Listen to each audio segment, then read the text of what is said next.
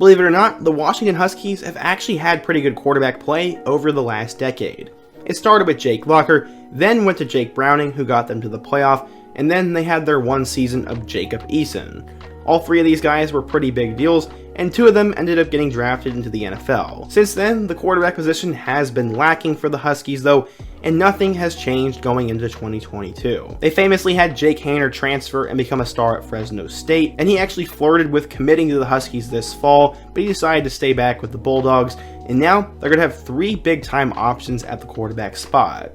They'll have the incumbent starter in Dylan Morris, they'll have the five-star legacy in Sam Heward, and then they'll bring in a high-potential transfer from Indiana in Michael Penix Jr. In today's video, I'm going to preview the Huskies 2022 quarterback room, go through who each guy is, and I'm going to give my take as to who should be the quarterback and why other guys shouldn't. It's pretty self-explanatory, so let's go ahead and get started with today's video. I think in order to understand the 2022 quarterback room, we first need to be familiar with where Washington football is. After Jimmy Lake was hired in 2020, the Huskies had a lot of hype going into 2021. That's why they started out ranked in the top 25, but the season quickly fell apart as they lost to FCS Montana in week 1, and from there, things went into a downward spiral. Lake got in trouble for an interaction with a player, he was losing big-time recruits, and he was making stupid play calls, and more importantly, was losing games. So after just 2 years, the Huskies decided to move on from Lake and hire a new face for the program. Who would they get? They got up-and-coming head coach Kalen Deboer.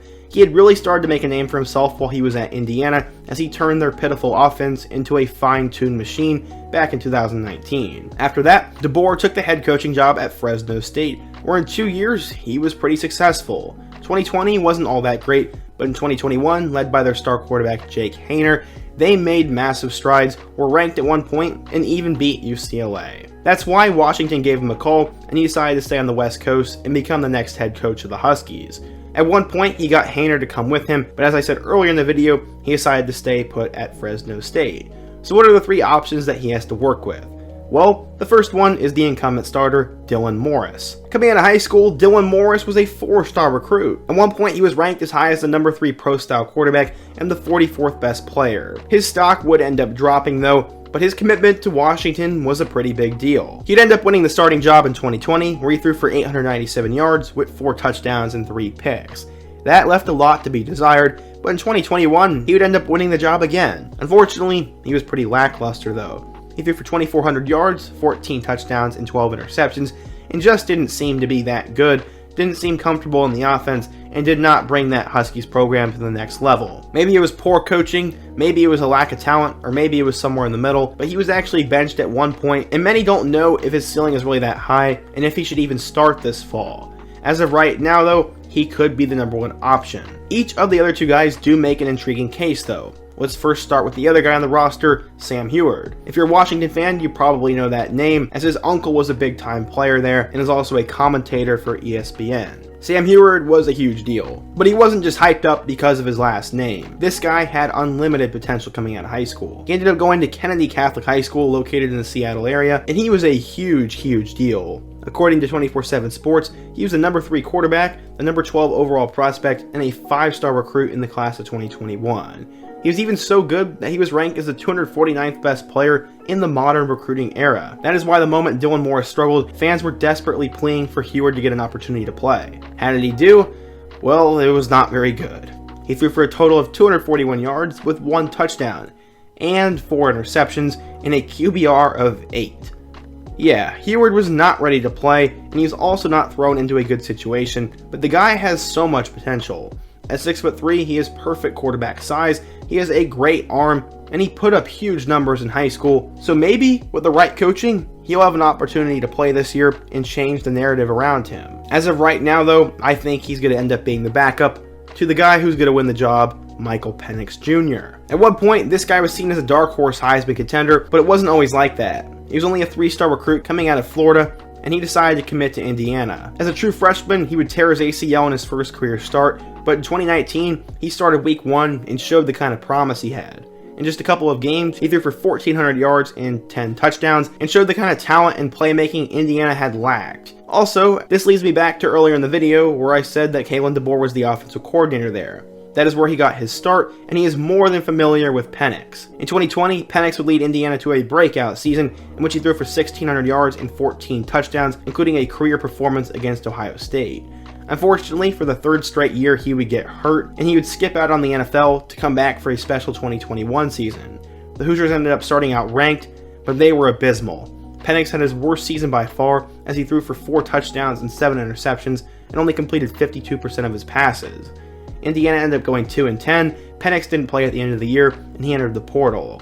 It was no shock when he decided to transfer to Washington, and he will reunite with Deboer. If Penix can just stay healthy, he has one of the highest ceilings of all college football quarterbacks. He was a star while he was at Indiana, he has an incredible arm, and he was pretty mobile, and combining that with his starting experience and familiarity with the coaching staff, I see no reason why Penix is not the Week 1 starter. While Dylan Morris has some production and familiarity with the program, his ceiling is not that high, and he has not proved he can actually play in the last 2 years.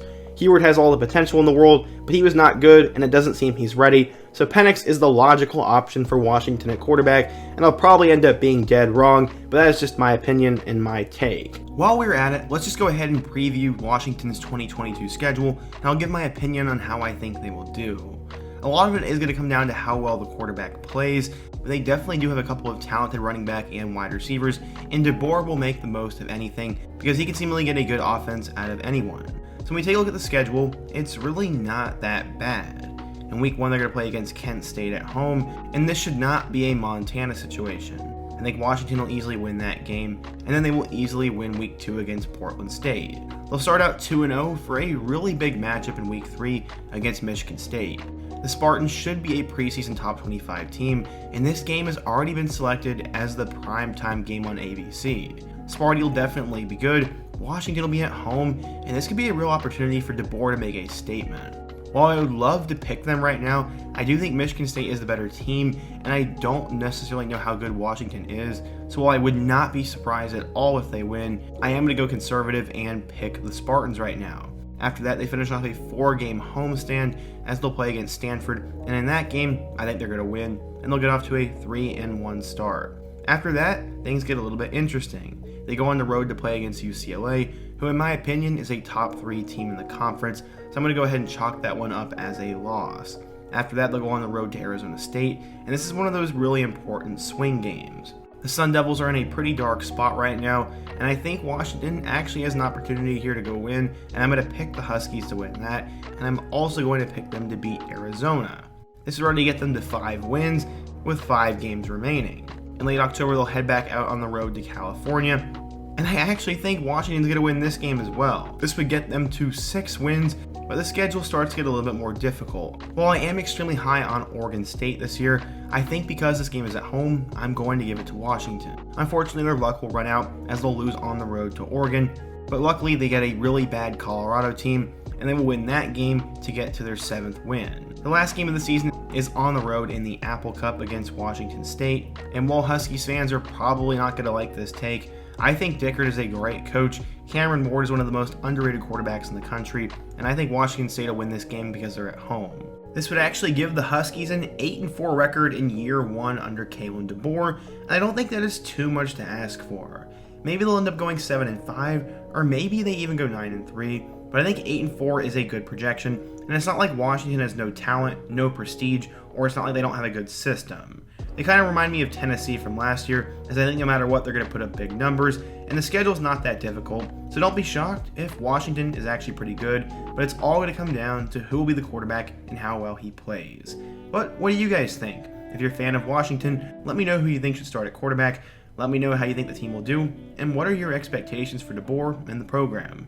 Be sure to let me know down below, smash that like button if you want to support today's video, subscribe if you're new, and check out all my other videos on the end screen. Hope to see you guys again soon, but until next time, peace.